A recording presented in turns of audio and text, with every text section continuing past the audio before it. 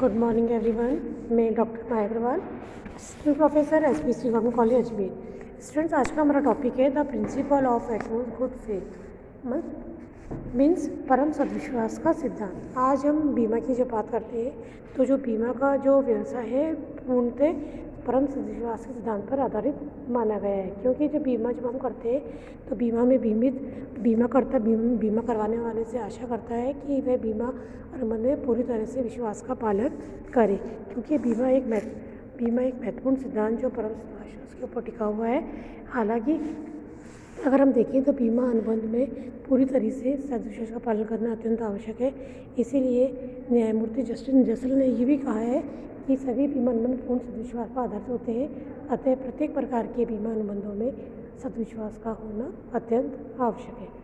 ठीक है, तो बच्चों हम बात करते हैं कि बी इंश्योरेंस के अंदर किस तरह से principle of utmost good faith लागू होता है।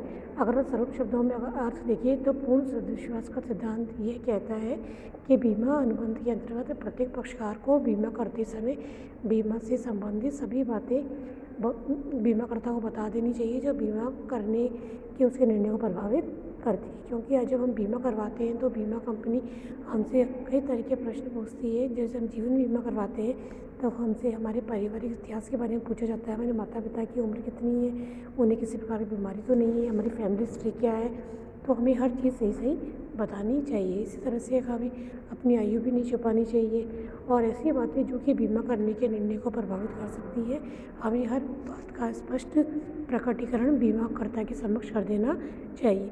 यदि हम जानबूझकर कोई बात छुपाते हैं जिसके कारण बीमाकर्ता को बीमा करने के निर्णय प्रभावित होता है तो हमने वहाँ पर परम सद्विश्वास का पालन नहीं किया।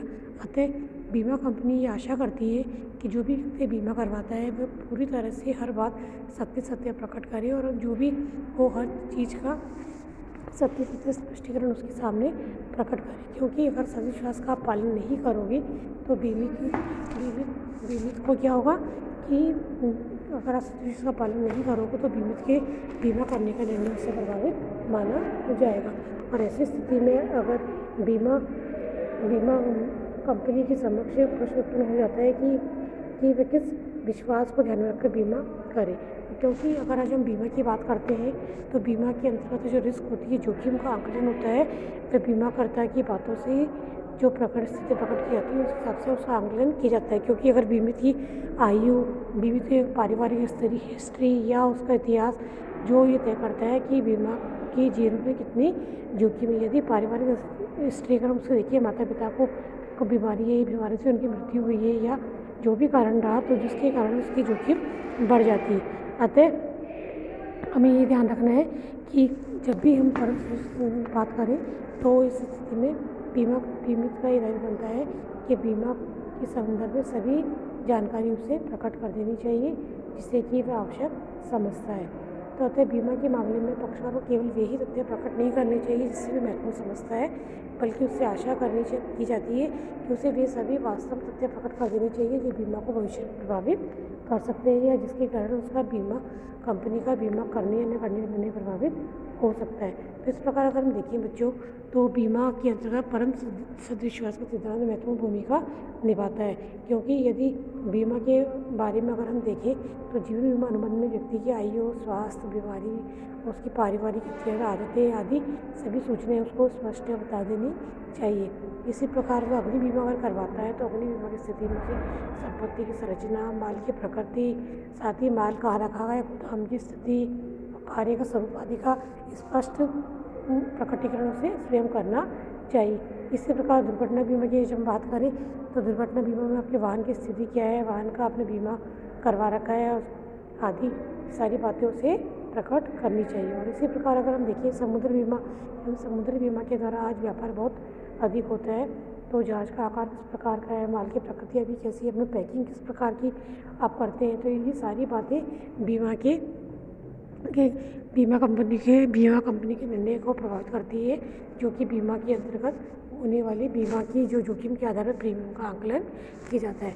तो बच्चों अगर कुल मिलाकर हम देखें तो परम सद्विश्वास का सिद्धांत बीमा के अंतर्गत बहुत ही महत्वपूर्ण स्थान रखता है। क्योंकि बीमा जब हम करवाते हैं तो बीमा के अंदर दो पक्षकार होते हैं, एक बीमा करवाने वाला और एक बीमा करने वाला। तो जो बीमा करवाने वाला व्यक्ति होता है उसे अपने बीमा के संदर्भ में जो भी जानकारी बीमा कंपनी द्वारा पूछी जाती है या चाहिए जाती है सभी स्पष्ट रूप से बता देनी चाहिए। उसे किसी भी प्रकार का छिपाव उसमें नहीं करना चाहिए।